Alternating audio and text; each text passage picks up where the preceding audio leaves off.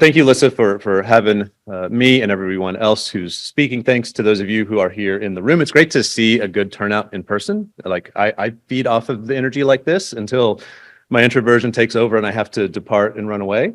And it's great to have people online as well. So yeah, we're going to talk a little bit about digital accessibility and training. So this isn't a super techie talk. It's not a design talk. What I do at WebAIM is more strategic kind of stuff. And to me, I think there's some challenges with the way that organizations approach training the workforce. And that's what I want to talk about a little bit. So a couple of decent sized ideas. I won't call them massive ideas, but big-ish ideas. One, training alone doesn't create an accessibility program, which you hear that and you're like, well, of course, that makes sense. But working at AbleTech and now at WebAIM, I think a lot of organizations think, hey, if all we do is train our whatever audience, our designers, our developers, whoever it might be, then we're good, right? If we shove information into people's brains, we're good. And I don't believe that's true at all. Now, I absolutely believe that training is a massive and key component to accessibility. And I think that's because of this last kind of biggish idea. Training for accessibility is uniquely up to those of us who are hiring people. If you go through any kind of a higher ed program, well, I'll poll. And maybe if we can have folks on Zoom raise a hand as well. How many of you all in formal education, and I'll define that, 2-year higher ed, 4-year higher ed, a boot camp, any kind of structured education outside of this conference or something like it, how many of you heard about accessibility? Raise a hand, signal. These numbers get so much better every time I ask the question. So in the room, for those of you who are on Zoom, I'm going to say that we were, a third of the room raised a hand that in formal education you heard about accessibility. How many of you learned practical skills? Didn't just hear about it. Like you'll have a guest lecture occasionally, but how many of you actually learned how to do accessibility? So the number did go down a little bit, which doesn't surprise me. I think accessibility often becomes something that is a guest lecture in a design class, right? And that's okay. It raises the awareness. Nonetheless, it means that when we hire people, we have to train them in accessibility. We're the ones who end up being responsible for filling in that education gap. And I want to give credit where it's due. There's a nonprofit called Teach Access that's trying to bridge this gap in education. And then they do a lot of great work. I think it's teachaccess.org. Check them out because they are trying to fill this education gap, but we're just not there, right? Now, when we think about professional development in anything, I think a lot of the things we need to consider are the same as with accessibility, but I'll give you kind of a high-level view of some of the stuff that I'm going to talk about. And before I go on, I'm not going to wait until the end for questions. So as you have questions, just let me know. Just raise a hand, signal somehow. Adam, if a question comes in on Zoom, then just let me know. Is it in the way? Oh, audio check. So yeah, just ask questions whenever, or otherwise I'll forget the context that I was in when I said whatever I did that you have a question about. So when it comes to thinking about this, there are a lot of things, and this is not a complete list in an hour-ish. There's not enough time to get into everything, but what I'm going to talk about is setting reasonable expectations and really considering what are the goals of the exercise. If you're training somebody like one-on-one, you're basically consulting, then what are the goals of that interaction? What are the goals of a broader based kind of training? That's a huge piece of it. One of the things that I've experienced actually with Lissa before when I was at AbleTech is a need, or I guess a lesson that we learned was you really need to be careful in aligning the content of a training with the human beings who are receiving it. And I'll dig into that a fair amount here later on. What kind of additional workload is this? This is a big piece of the conversation about accessibility, right? People think that regardless of their role, if you ask them to fold accessibility into their work, it's a huge ask. And in some cases it is, and a lot of the time it's really not. And we need to help to, again, manage those expectations about what it means after the training. Efficacy, effectiveness of the training. How do we measure that? We'll talk about some potential ways to do that as we move through our time together. Logistics are very different now than they were 5 years ago, right? A hybrid event was not something that was very common 5 years ago, but now we have all kinds of different ways to get content out to people who are learning it. And we have hybrid workforces where it might be tricky to pull everybody on site to participate in an on-site event. And some of the pieces that I want to talk about at as much depth as I have time for is what happens after the training. In my experience, just observationally, this is where I've seen a lot of organizations really struggle, right? They go, okay, we got the training done, and whether they think of that as that is the accessibility program or, hey, this is just one component and we finished it, we need to think quite a bit about what happens after people go through whatever training they participate in.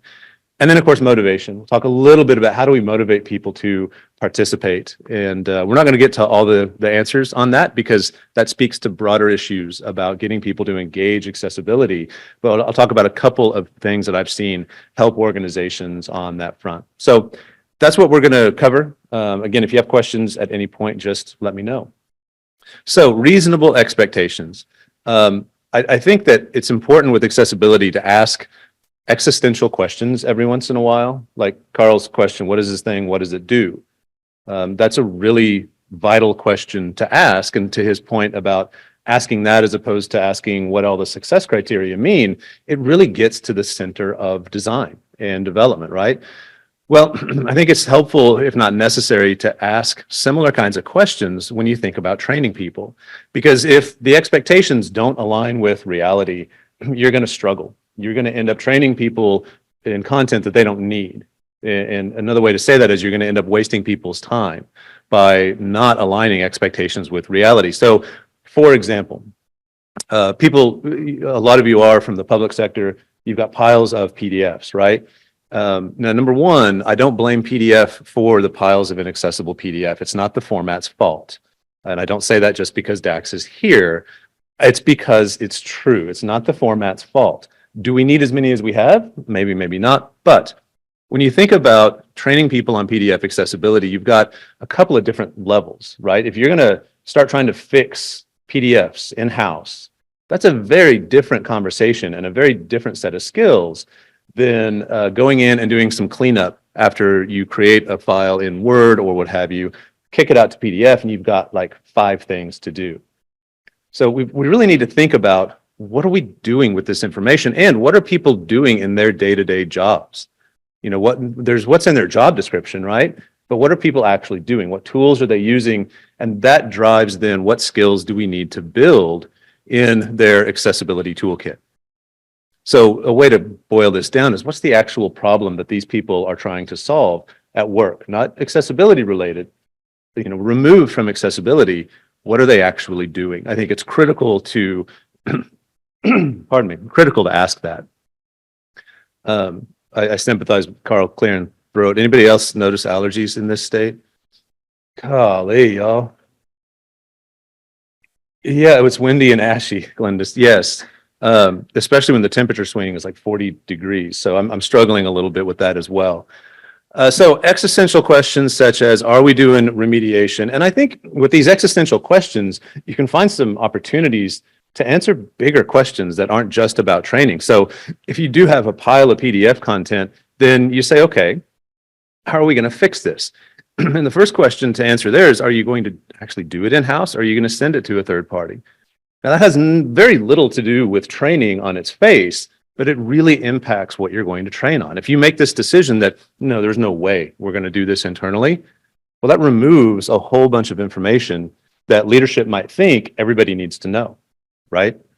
And there's also then just removing a lot of PDFs and thinning content out, which is a good idea, not just with PDF content, but with any content. And that then can impact your strategy for fixing the PDFs, which again has a big impact on the content that you try to build skills in. And one of the key pieces then, I think, with this conversation, and really with any web content or design or development, how do we keep from adding more to the pile? What skills do people need to keep from creating more inaccessible stuff? I'm using PDF in this example, but it's true really across the board. What do people need to know in their day-to-day to make sure that they're not making the pile of inaccessible stuff bigger, right? So if you think about the source authoring tools, so go back to PDF, mean, go back to Word, go back to PowerPoint. Google doesn't really do so awesome kicking PDFs out, but if you're in the Google ecosystem, go back to that original point and look at what are people actually creating? What are the tools that they're using? I'm going to make a note here, just thinking about the audience for training. If you're not as an organization, and you all might not be like in leadership, might not be guiding training, but a consideration is that I think is really important. The conversation about quote unquote print design. I mean, I do air quotes around print design because it's not just for print. And that's a big audience that often gets overlooked in accessibility training. It's the folks who are using InDesign. And yeah, we're back to a place where we're printing things out physically more. But I think almost across the board, I would wager 95%, if not more of the time, that stuff is printed and distributed. And it's also going out through your socials and it's going up on your website and so on and so forth. So when you think about audience participation, who do you need to pull into these different trainings? Think all the way through it as you're forming a plan as an organization.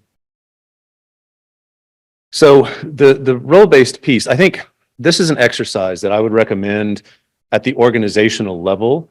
You go through whether you're talking about training or not. This can be really helpful in just mapping accessibility to different roles in the organization. I've got on the screen the top row of a table, and this is going to be headers for columns that I'll show as I go through one row at a time. And on this table, we've got headers, we've got role, we've got introduction, so intro to accessibility. We've got docs training, so that's going to be Word, PowerPoint, etc. We've got PDF. You could absolutely have a PDF intro, a PDF, deep dive if need be. We've got a web basics and a web advanced. We've got training on policy. We've got training on technical evaluation, and we've got training on purchasing and use decisions. Right now, within any given organization, these are going to change. This is just an example to maybe start to think through how this could fit within your shop. And so the first group we're going to think about are the people who are administrative assistants, support staff, and which of these are going to likely be valuable. And again, your mileage is going to vary based on your organization. But for the most part, everybody needs that intro, right? We need to have people at least speaking the same language and have at least the same or similar kind of foundational understanding, in my opinion. And that goes all the way to the top. That goes all the way up to your leadership. For document accessibility, that's likely an audience. Hang on a minute. Yeah, that's going to be a fit for this group. PDF, potentially, it might be the PDF Lite. It might be that they need to clean up a couple of things if they kick something out to PDF. Web basics, this really, I think, could be a maybe, because a lot of times those folks who are doing office administration, they also get handed the keys to the departmental website. So it may be in your instance that there's a fit. Are they going to be doing web development? No. They're not going to need to know about ARIA, more than likely. Are they going to need to know how to write policy? Probably not. Are they going to need to know about evaluation? Possibly. It depends on the role and how many hats they have. The purchasing piece. This is an audience that has a lot to do with those conversations, right? They have a lot of influence a lot of the time over an organization's decision about a third-party thing. And they might not need to know the entire purchasing process and how accessibility folds into it. But if they're influencing decisions, then it makes sense, right? Yeah, Glenda. So I have a quick question. When you have the docs column, are you also including email in that? Or would it be worth adding a new column for email? Yeah, absolutely. And that's why I said, take this as an example. It really, truly is. But email accessibility is, in our mind, is folded up in here, but thank you for calling it out specifically. Yes, there's another question listed to the right. And then we have a question in chat as well. Okay. Wondering, do they look at it also from like the creators being able to produce? So in other words, like the person who's using the accessibility to be able to be a part of like accessing the materials and remediating and that kind of thing. I'm not sure. Or do you see, so in other words, is it that for the employees, you're making it accessible, but say for the IT supporting the employees, is that ever looked at? Yeah. And I'm going to go through some examples. I won't parse it out as much as I'm doing with this first one, but I'll go through some additional roles that are really key. This is really just the first row of a table that at a lot of organizations, if you really go through this exercise and you do it in a pretty granular way, you're going to have a big table, right? And that's okay, but you're going to have a lot of roles identified and you're going to have decision points, to your point, Glenda, where you say, look, we have a whole bunch of people sending really bad emails, and we need to call that out specifically and make sure that we have training very specific to that. Adam, the question in the back. Yeah, just in a similar vein to the last question with the email training, they're asking about whether like specific training for videos would be maybe a good column. Yeah, and like I say, this is an example. I didn't want to have a tiny little table on the slide, but whatever kind of content creation you have going on, that's your top row, right? Those are the skills that you need to build up. So your mileage is going to vary. Take this, run with it. Doesn't have to be a table. You could use a bulleted list. You know, I don't really care what the finished product is like. I think as long as you go through the exercise, again, you're going to find benefit in conversations about training, as well as just in general figuring out like who does what and what hand do they have in accessibility. And that in turn, bigger picture, that can actually help to illustrate to leadership that, look, we need more, right? We need commitment and vision from leadership to do this. Well, I'll take one more and then move on.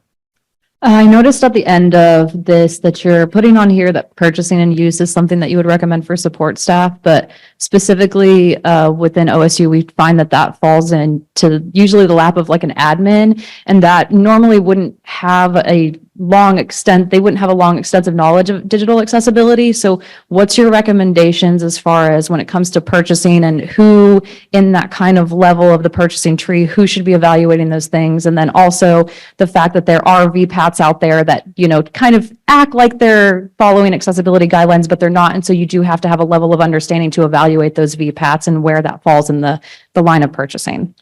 So it depends, but I'm not going to leave it with it depends. It depends on how the entire procurement process has incorporated, I guess I'll say first, whether and how it's incorporated accessibility, right? If the vetting of conformance reports is already being done, then, you know, certainly you're not going to have that be, I would say for admins, that's not likely to be something you're going to ask them to do. But you do need to account for it somewhere in the process, I guess is a better way to answer the question.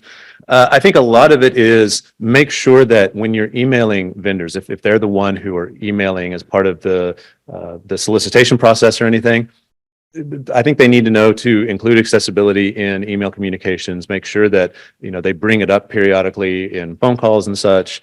And they're going to be probably getting a few questions about it. So they might just need to know, who do I route a question to? If it's appropriate for the vendor to ask at this point in the process, then do I send it to somebody in central purchasing, something like that? And that's another really good point. Within any of these categories, you can go deep dive. I mean, I could do an hour on purchasing. I've got the deck on my computer, like just on vetting conformance reports. Yeah, so it is a deep dive kind of thing, but no, you wouldn't necessarily have somebody in an admin role who's vetting those things. Ideally, you've got a separate process or a separate channel that those vetting processes are done through. Does that make sense? Okay, thanks for the questions. The slides are going to be shared out. I'll go through a few more roles and just kind of highlight a few things. With content creators, again, a different kind of knowledge. This is where the main thing we're going to fold in is likely web basics and maybe some high-level evaluation stuff. Not, you know, deep dive. I keep saying deep dive. I'll try to find a different phrase in my brain so I don't repeat that anymore. But not a super involved evaluation. But, you know, Carl mentioned, make sure you can tab through stuff. Your content creators, depending on the authoring tool, may need to know that. If they're in a content management system, it's going to be use headings, use alt text, things that are more appropriate. And to look at this a different way, one of the things you are trying to avoid, and I've mentioned it before, is wasting people's time. People don't have enough time to learn stuff that they're never going to do. And this is another good way to figure out, what do people actually do here? If you have quality assurance, if you're in a dev shop and you have quality assurance, that's going to be a different set of skills. More than likely, depending on the content you're creating, docs and PDF may not be a part of it. Now, if a lot of your product is coming out of Word or PowerPoint and it gets converted to PDF, then they're going to fold in. But the evaluation piece then for people who are doing QA is more important. And that's where you are going to get to a much lower level of technical knowledge because people are going to be doing really involved evaluation work. So this goes on. I'll mention a couple of the roles and not parse through the yes and no. Hiring managers. This is a group that I think often gets overlooked. But when you think about who does accessibility, it's almost everybody in most organizations has some kind of an influence on accessibility, which really suggests that accessibility needs to be something that's in job descriptions. I'm going to come back to that point a little bit later on, but that means that hiring managers need to know enough about this to be able to ask a question, even if it's a question that they're handed to ask in an interview, and then they need to be able to understand what the answer means, right? And it may be that the hiring manager doesn't have a lot of technical knowledge. You're hiring a very technical role. Well, you'll have other people on the team that will be able to dive into that. I just said dive, not deep dive. But if hiring managers don't know even to ask the questions, then you're setting yourself behind a little bit structurally, right? Procurement decision makers, kind of talked about that with the admin conversation.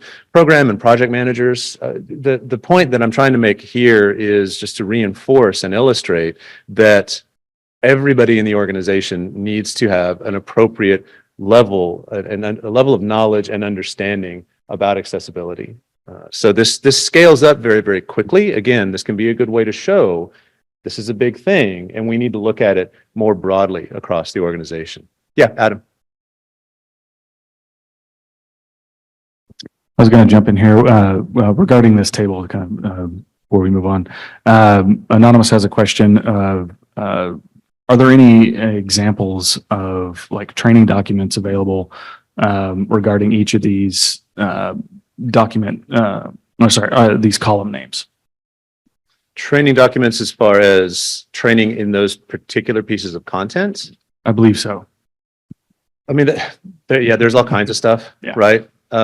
Carl already gave WebAIM a shout out, and I'm like, it was like when I started doing accessibility 2010, WebAIM.org taught me most of what I know. See, I mean, there are a whole bunch of people, which imposter syndrome is peaking right now for me. But I mean, I always point people to the WebAIM site.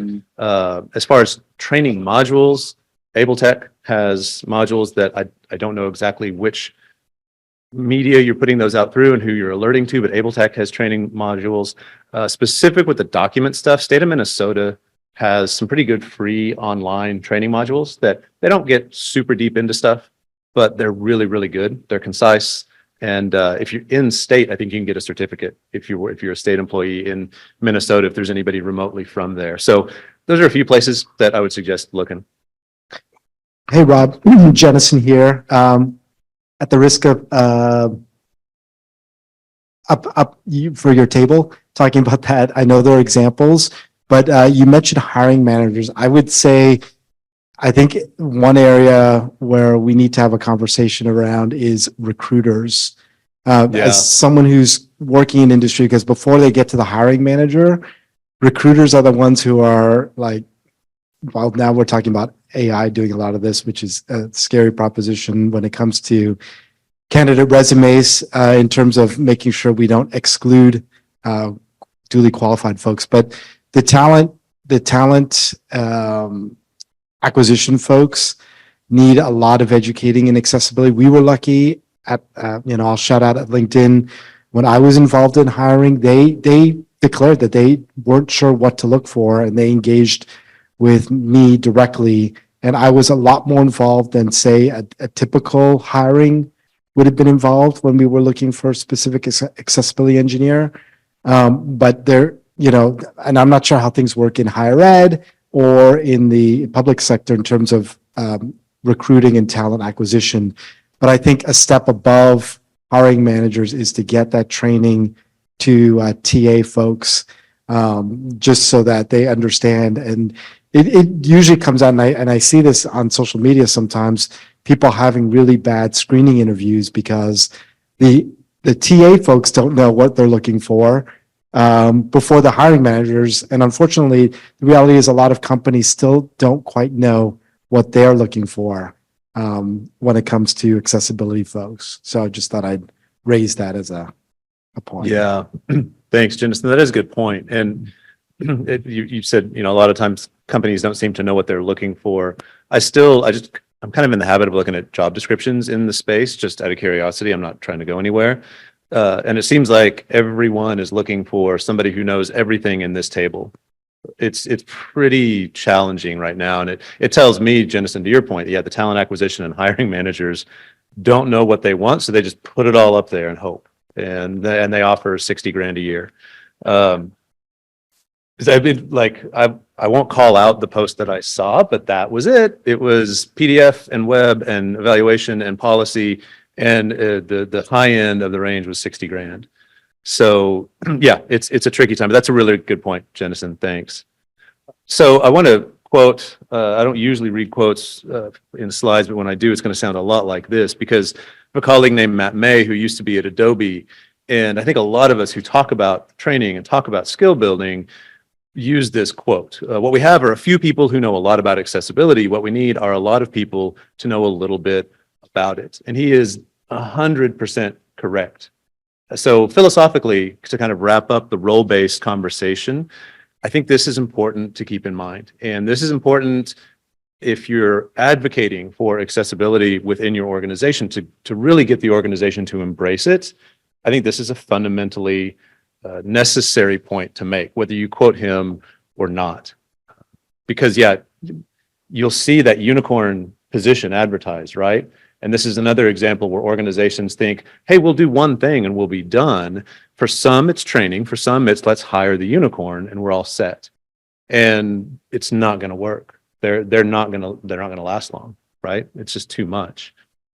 Okay, so let's move on and talk a little bit about efficacy. So when we think about training efficacy, and any of you all who are in, the adult ed space, you can probably do a better job explaining what works here than I can, but I at least want to maybe shift the focus a little bit away from what's easy to measure and what we need to measure. One of the things that people do track, and I think it's valuable, and I'm going to come back to this point in a moment, is the participation rate. How many butts are in seats, right? It's easy to track that. It's easy to have that count, but it doesn't really tell you whether or not people are learning anything. Now, do we need to throw it out? No. And again, I'll come back to that, but I don't think it really shows that our training efforts are working. I've had people suggest, and some people do this, as training reaches different audiences, even if it's department by department.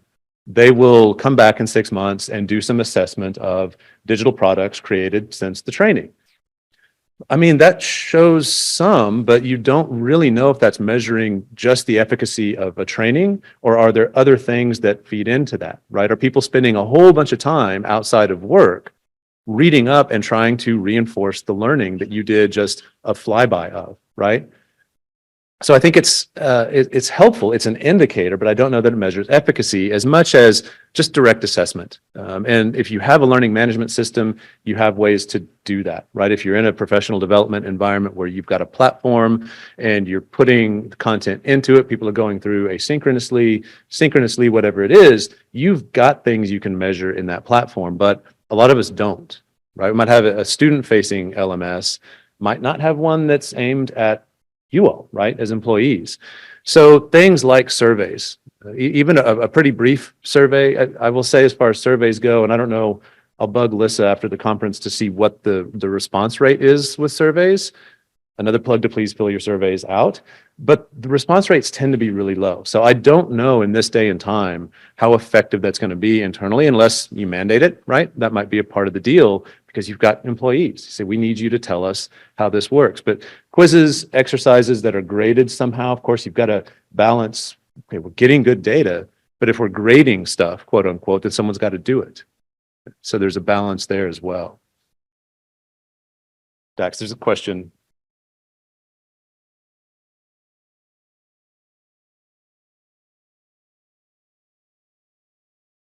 We deal with this. Whoa. Hello. Everybody awake? All right. We deal with this a lot where we get organizations that say, we want all our people to be trained and we want them to retain this knowledge. And we say, okay, great. We're going to give them a homework assignment. We're going to teach them what to do. They're going to take it home. They're going to do it and come back and we're going to discuss it. And they say, oh, we can't do that. Their workload is too much. Right. They don't have enough time to do the work they have, let alone take something home. But can you test them and make sure they understand the information? And I'm literally dealing with a client like this right now. And so my statement usually is, if I'm going to test them, I'm going to test them by giving them a document they're going to take home and do. So my question to you is, there's a question here. How do we help them understand that repetition and exercises and reinforcement is the only way this works? Because there are only a few savants who can sit in a room, hear it once, and then just do it. If I knew that, I would have a book out. I'm pretty much completely serious. Like I don't know. We struggle with that as well at WebAIM in helping people understand that. Well, so we have a couple of instructional designers on our staff, and one of them makes the point that you learn by sleeping is the way he boils it down, right? So people need that exposure and the next day more exposure and some reinforcement. And I think the bigger question is, how do we explain to organizational leadership how adults actually learn? And how do we get that to resonate with them? And yeah, we struggle with that as well. I'm afraid I don't have a great answer other than, we do try to just explain at a high level how people actually learn stuff, and that it's not reasonable for them to be expected to be exposed and then just to know it. And I'm going to talk a little bit more about that later, because there are things outside of training content that are really, really critical that it's a struggle. And I'm hopeful that if you're within an organization and you're part of some of these conversations, you can steer it a little bit and you have just more time, right? You have a more longitudinal experience with a conversation like that. But in client work, it's tricky. It's tricky. I think it's the same with on-site, right? You go on site and they want all their people trained. They want an 8-hour training day. And you're like, look, this is going to like fry people. They're the end of day 2, they're not learning anything anymore. And how do you articulate that? And then that's tricky because they're covering travel anyway. So in our space, I think it's trickier. Hopefully, if you are part of a conversation over time, it's not as difficult. So I want to talk about the participation count a little bit, because I do think it's really valuable. I think what you measure with a participation count is engagement with accessibility, right? So it's a valuable metric to have. Again, I don't think it shows whether or not the training is working, but I think it's a pretty good indicator of traction with accessibility within the organization. I remember when I was at AbleTech, going to, I don't remember which institution it was, and even if I did, I wouldn't call it out. But somebody worked really hard to organize training on 3 different campuses. And among those 3 different campuses, the total training count was 4. And it wasn't that they weren't trying. It was that there wasn't a culture within the institution that made accessibility something for people to value enough to commit time to, right? So I do think it's an important metric. I just don't really think it measures efficacy as much as engagement. Okay, content. So one of the biggest challenges, if any of you do any kind of technical training, teaching, it's keeping up.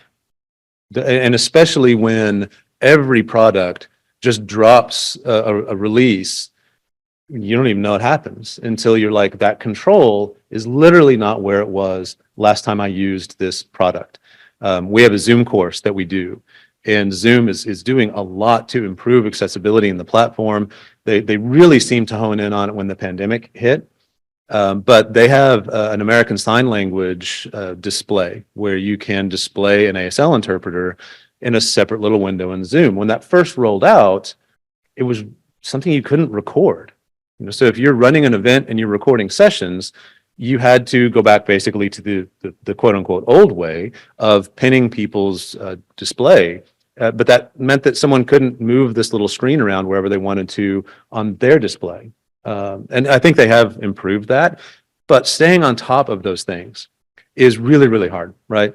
So that's one of the biggest challenges, I think, in staying on top of technical training, which much of this very much is. The tools change so regularly. Ideally, they're making it easier for people to create accessible content, but that's one of the big challenges. How many people have any turnover within your organization? If you don't raise your hand, then you just don't know it's happening. That's a challenge as well. You know, you're going to have subject matter experts that move on or move to a different role. You know, so just staying current with your staffing situation and with the technology, logistics that are just things you have to dedicate time to, right? There's no kind of shortcut to this. On the technology side, it's really just staying on top of what is going on. So you deliver a training, next time you do it, make sure that the tool works the same way it did last time. Is the training itself accessible? You know, are you describing things on screen? You know, Carl had the pictures of the Louvre and such, and are you describing things like that for your audience members? Particularly, I think with technology training, not everyone has two screens. So not everyone can have, you know, the Zoom up if you're doing a remote training on one, and then be following along and doing exercises on the other. And so in our document training, we describe what we're doing, hoping that people can actually follow along if they just have one screen. Are you going to use internal or external trainers? And my experience for years now is that most organizations start by having somebody else help. Actually, when I first joined AbleTech had an agreement with WebAIM, and WebAIM was doing training for a bunch of higher ed institutions in Oklahoma. And I came in and started to, you know, take more of that on. But that was because AbleTech didn't have anybody on staff at that time and didn't have funding to hire anyone to do the training. So they found an external partner. They definitely don't need to do that now. Another consideration with trainers just in general is just because someone knows something doesn't mean they can explain it, right? And I think we've all sat in a training where somebody is super technical and they can't get out of the technical, right? The conversation and the explanation is just constant code, which some people are going to be able to be fine with, right? But that can be tough to follow after a while. So delivery logistics, kind of mentioned this before. How many of you all are 100% on-site workplaces at this point? Just a couple of hands in the room. And who's fully remote? I mean, a handful more hands. So hybrid then for everyone else? So the majority are hybrid, right? So you're in the office some, you're working remotely some. The pandemic just changed this dynamic completely, right? Many of us who work remotely or hybrid wouldn't be if not for the pandemic. Well, that changes the way we do training. It changes the logistics of a training. And in a lot of cases, the one on-site training that I've been able to do with WebAIM, they had put really, really good microphones in the ceiling of their training room to be able to capture audio for the in-room audience to pipe out to the audience on Zoom. And investments like that are really, really critical, you know, or having somebody like in an environment like this run a mic around so that everyone is part of that conversation. But we've got decisions. Do we try to pull everybody together? Is that logistically possible? WebAIM, I'm here in Oklahoma. I just live down in Norman. WebAIM is based in northern Utah. We've still got a core group there. We've got somebody in Michigan. We've got somebody in Washington State. And for us pulling everybody in for something like many of you, it's pretty tricky. You know, we'll get all of us together twice a year at Logan, where our campus is. So a lot of considerations, again, very organization specific. The formats for training. Well, this is, again, adult ed and education and how do people learn things, right? So there's what's best for the learner and then there's what's possible for your organization. And that balancing act is going to be a part of this conversation, 100%. There's just no way to avoid it. Do you have that learning management system? Is it worth investing in one that aims at the employers? And so the last point here is one I just kind of mentioned.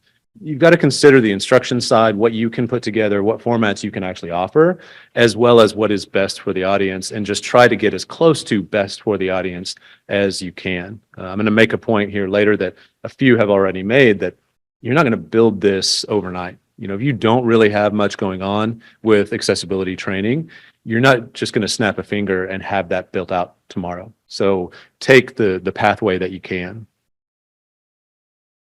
So encouraging participation, again, to try to make it so that if you have an external trainer come in, you don't have one person show up. How do we incentivize people to come in and participate? And a lot of you all are in higher ed, and a lot of my experience is with and in higher ed. And there are a lot of institutions and a lot of organizations elsewhere that won't give somebody the keys to the website unless they go through some kind of training. And accessibility needs to be in that training, right? And so that's kind of a straightforward incentive. If part of or all of your job is to manage content on the site, well, yeah, you kind of need to start working, right? So that's a more straightforward one, but a lot of the time that isn't there. We work with states where you have a lot of union membership in their employees, and mandating training is not something they can do without working with the union and getting it into a collective bargaining agreement. So that might not be a step that you could take immediately. But things like recognition, it can be literally a letter that goes in someone's file. You know, it doesn't have to be a plaque. It can be, right? I mean, people value, I think in this day and time, any kind of recognition for doing a good job. But recognition through badging, micro-credentials, things like that. When I was at Able Tech, the state or higher ed, the regions for higher ed were putting together through one of their advisory groups some micro-credentials, and accessibility was a big part of that. I don't know where that work stands now, but they were trying to do it more centrally so that instructors could take those badges and credentials from one school to the next, because a lot of instructors teach at multiple institutions, right? So there are ways to incentivize without making a huge investment or giving people like a big cash reward. Sanctions, I think, are tricky. I think, punishment for grown-ups, it's kind of hard. Punishment doesn't really work with kids, at least not with mine. Another one, your mileage may vary if you have kids, but I think you have to be really careful thinking about sanctions in a professional setting. I think you can, though, kind of build sanctions in by looking at putting accessibility into job descriptions. I mentioned before that I think really everybody has some kind of influence on accessibility. Well, then put it in their job descriptions. And don't build the unicorn accessibility person job description, but look for, as you go through that role exercise and you're thinking through who does what with what, that's where you can tease this stuff out and fold it back into job descriptions. So this has a number of ripples, I think, beyond just helping with training, because you're so far ahead of training at this point. But it does, I think, help to maybe, Jennison, to your point a little bit, maybe this is a way to help with talent acquisition. And I don't know talent acquisition's relationship with things like job descriptions, how well they know what's being posted. Judging by the unicorn accessibility jobs, not much, but maybe there's a potential connection there. But onboarding and training and performance monitoring, it all comes back to a job description, right? The skills that are required or preferred, they're going to be measured, and ideally, there's an incentive there for people to participate in training, and it's a way for organizations to realize, oh shoot, we do need to provide some of this. So I think there are a lot of ripples beyond just the training space thinking about this. I think this is a really critical conversation to have within organizations. What roles need an appropriate amount of accessibility written into them? How do we expose that? Because a lot of you are being asked to do accessibility, but it's not written down anywhere. It's inherently a part of the role, right? But it's not written down. And you should get the credit for doing the work if you're doing the work. So questions about like just the job description idea, questions just in general up to this point.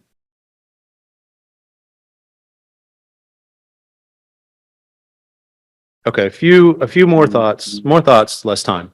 A few odds and ends. People need time to put things into practice.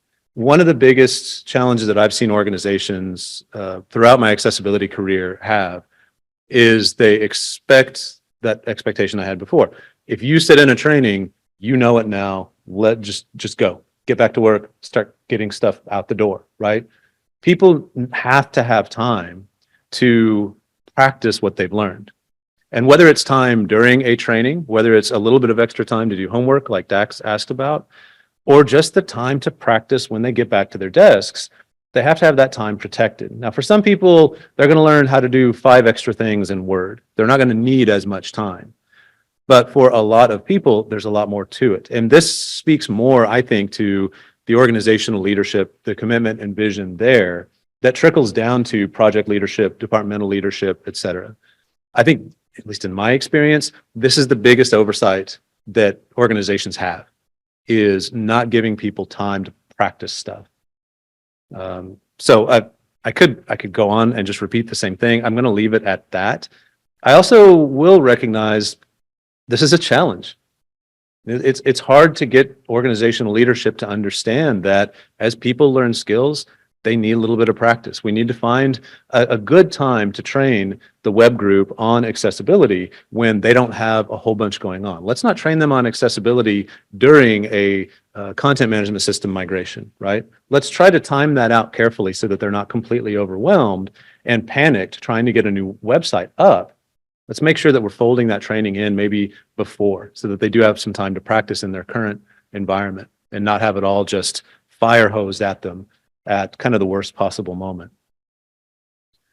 People need materials to fall back on. They need reference and support materials. So I got just a picture of a library shelf here, or a few library shelves. People need reference material to go back to. They need a place to go to find information when they've reached the limit of their knowledge currently. And that can be websites. You know, again, I mean, I'll say go to WebAIM because I think we've got a lot of stuff covered, maybe not everything, but they need information like that. They need some reinforcement. I've seen organizations that are more mature with this have basically, not really a liaison, an accessibility mentor role assigned within different departments, within different units. And that's somebody who part of their job is to help people when questions come up. And maybe you can centralize that. I think it's kind of tricky because all someone's going to do is answer accessibility questions. But that ongoing after training support, again, another area where organizations, in my experience, don't really thrive. They just don't think about it. So the kind of, I guess, point to talk everybody down, because I've painted a bigger picture than you might have thought I was gonna.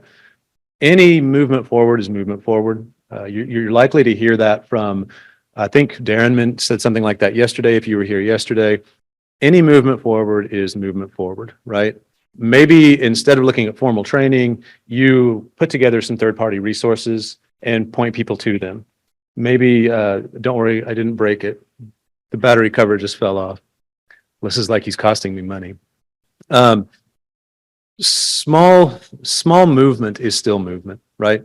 And looking at a training program, looking at some of the things that I talked about, scaling accessibility up across the organization, it's pretty intimidating. It's just like if you're new to accessibility, you feel like the whole thing is just huge and there's no way.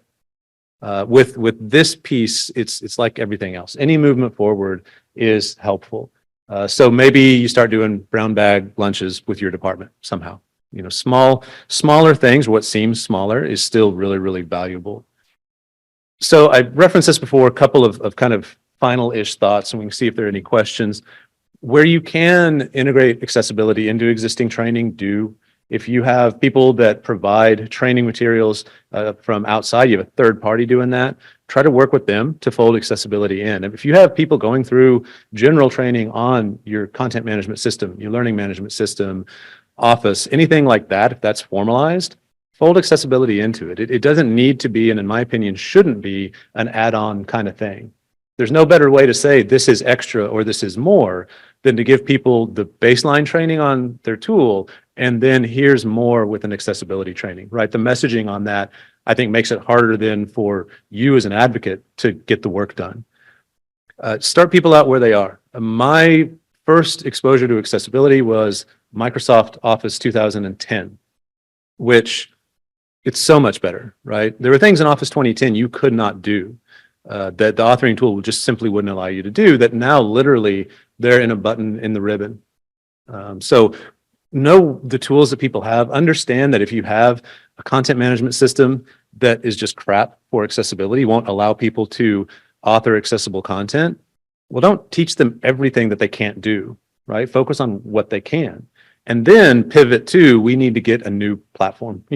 Our platform doesn't do what we need it to. So let's have that conversation. And throughout this conversation, you've probably gotten the idea that this really is a shared responsibility. And I think that's pretty critical for leadership to understand, whether it's trying to get a training program going or just in general. Leadership needs to get that this is not, we're going to hire an accessibility specialist and we're good. This really is shared across the entire organization, right? So I want to pause, and we're almost done. We're going to pause and see what questions y'all have.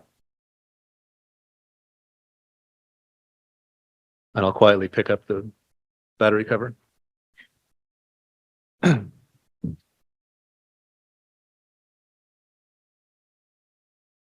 have any chart?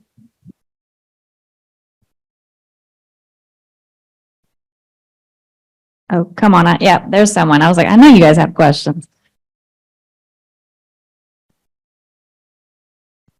Hi, hello, they, them. My question is a little bit about organizational buy-in. Do you have any advice on ways to help talk to leadership about how much the workload actually is when it comes to accessibility?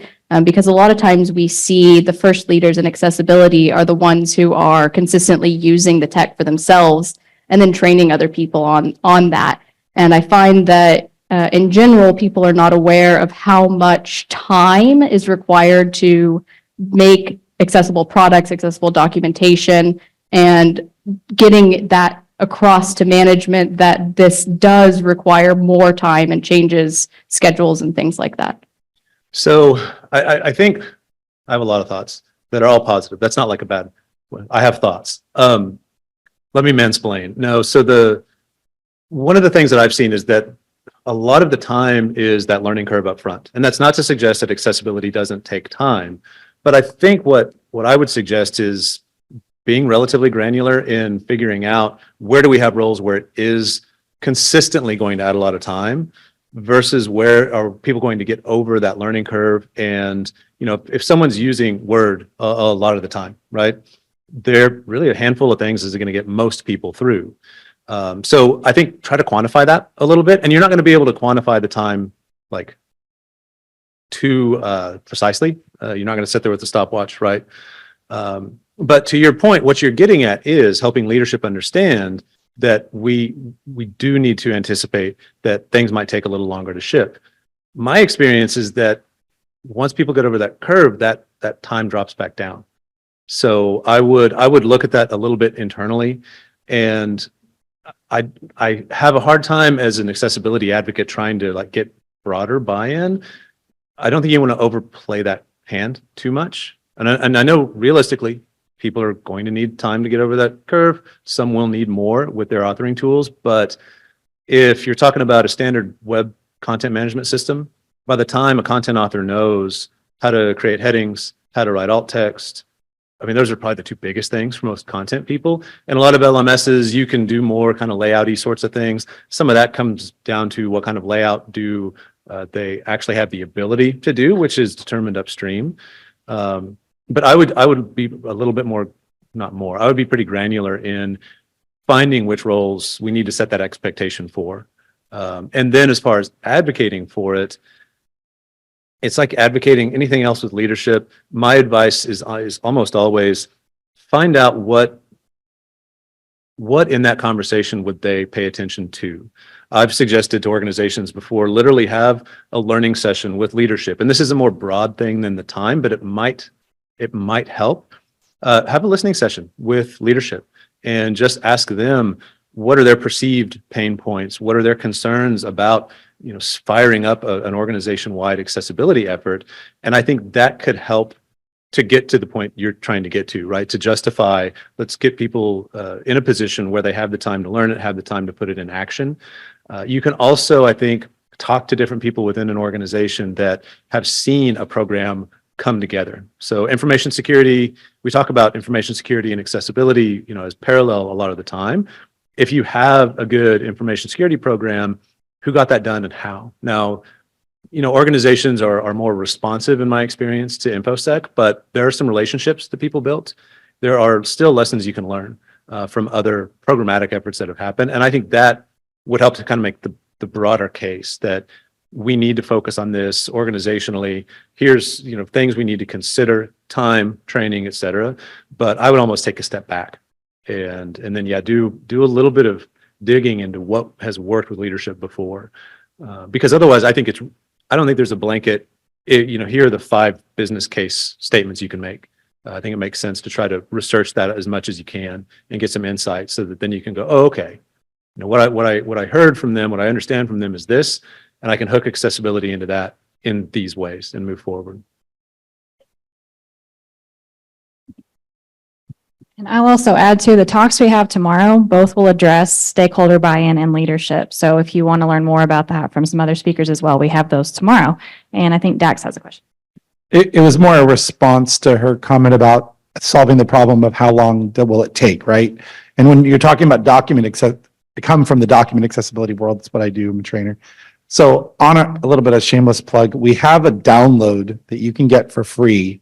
It's called the Level of Effort Matrix, and it answers that question specifically. It's a table that on one side talks about headings and images of text and scanned content and all of the different topics, and then kind of a beginner, intermediate, and worst case scenario. And so you can use it more as a tool to kind of say, look, when your document has more of these things that are the lighter efforts, here's the rough average number of pages a proficient person can work at. But the more you get into the worst case scenario column, the more impact it has, down to almost 1 page per hour. So it's a really good tool to give perspective to leadership on, look, the way we make this content drastically affects how much time I'm going to have to take to make it accessible. And it's a good tool. It's free, no spam, no nothing. Accessibilityunraveled.com, and go in the download section. It's right there. And I What think was it again, Dax? Accessibility Unraveled. accessibility unraveled for .com.